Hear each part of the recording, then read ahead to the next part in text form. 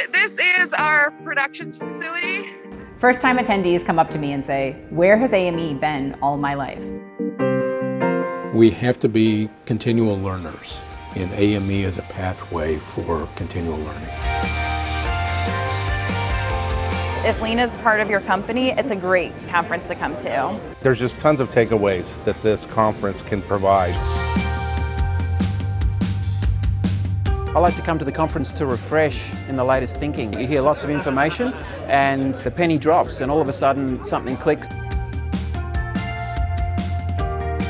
You start to build a community with others and work with them, interact with them, and learn from them. We make sure the operator writes it down here so that we can look at it and find a solution for him.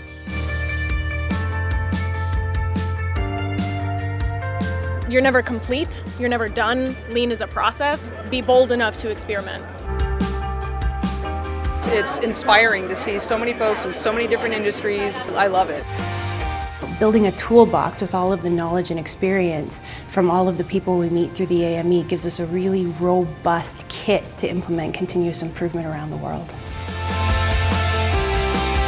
AME is wow.